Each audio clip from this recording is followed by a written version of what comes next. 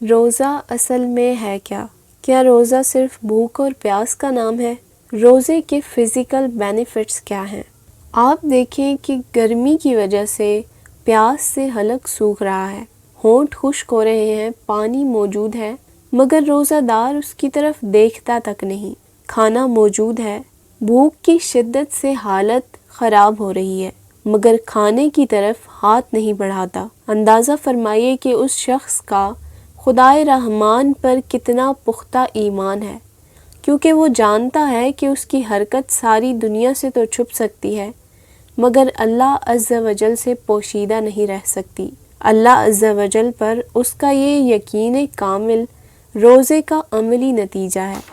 اب بعض لوگوں میں یہ تاثر پایا جاتا ہے کہ روزہ رکھنے سے انسان کمزور ہو کر بیمار پڑ جاتا ہے، حالانکہ ایسا نہیں۔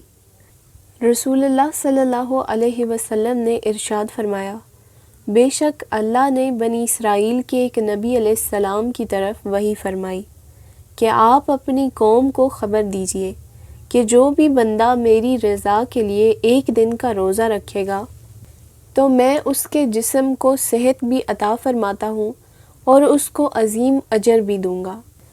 اب اگر سائنٹیفکلی بھی دیکھا جائے تو شوگر، دل اور معدے کے مریضوں کے لیے روزہ رکھنا یعنی فاسٹنگ بہت فائدہ مند ثابت ہوتی ہے۔ حضرت سیدنا ابو سعید خدری رضی اللہ عنہ سے روایت ہے کہ رسول کریم صلی اللہ علیہ وسلم فرماتے ہیں، جس نے رمضان کا روزہ رکھا اور اس کی حدود کو پہچانا اور جس چیز سے بچنا چاہیے اس سے بچا تو جو گناہ وہ پہلے کر چکا ہے اس کا کفارہ ہو گیا۔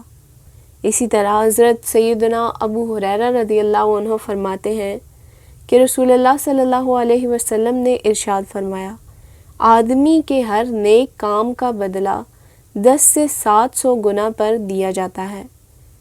اللہ کریم نے فرمایا، سوائے روزے کے کہ وہ روزہ میرے لیے ہے اور اس کی جزا میں خود دوں گا۔ اللہ عز و جل کا مزید ارشاد ہے کہ بندہ اپنی خواہش اور کھانے کو صرف میری وجہ سے ترک کرتا ہے۔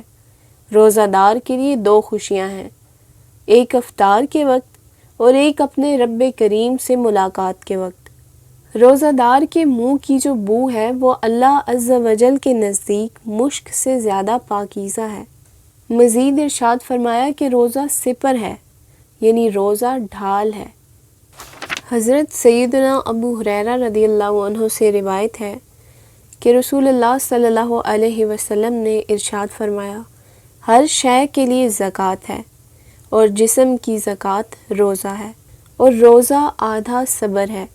اسی طرح ایک اور روایت میں ہے کہ حضرت سیدنا عبداللہ بن ابی اوفا رضی اللہ عنہ سے روایت ہے کہ مدینے کے تاجدار سید الانبیاء صلی اللہ علیہ وسلم نے ارشاد فرمایا کہ روزہ دار کا سونا عبادت، اس کی خاموشی تسبیح کرنا، اس کی دعا قبول اور اس کا عمل مقبول ہوتا ہے۔ سبحان اللہ!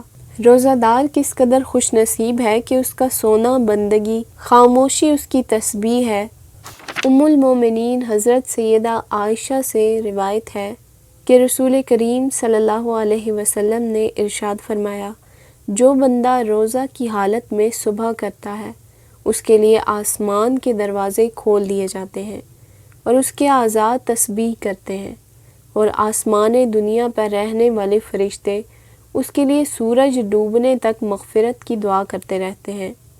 اگر وہ 1 یا 2 رکعتیں پڑھتا ہے تو یہ آسمانوں میں اس کے لیے نور بن جاتی ہیں، اور حور عین یعنی بڑی آنکھوں والی حوروں میں سے اس کی بیویاں کہتی ہیں، اے اللہ تو اس کو ہمارے پاس بھیج دے، ہم اس کے دیدار کی بہت زیادہ مشتاق ہیں۔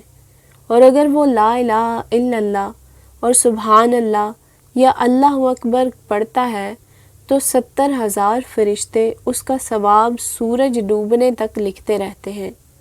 سبحان اللہ!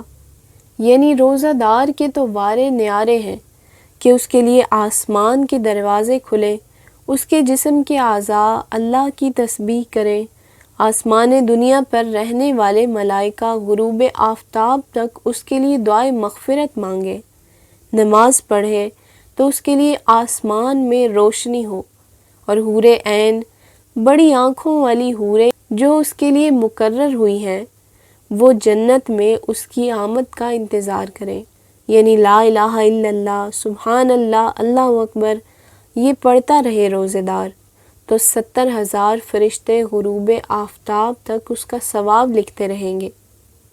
اللہ تبارک و تعالیٰ سے دعا ہے کہ اللہ ہمیں بھی رمضان کے روزے رکھنے کی توفیق عطا فرمائے اور نیک اعمال کرنے کی توفیق عطا فرمائے۔ آپ سب بھی لا الہ الا اللہ، سبحان اللہ یا اللہ اکبر پڑھتے رہیے، تاکہ حدیث کے مطابق جیسے کہ بتایا گیا ہے کہ 70,000 فرشتے غروب آفتاب تک آپ کے لیے بھی ثواب لکھتے رہیں۔ جزاکم اللہ خیرا واحسن الجزا۔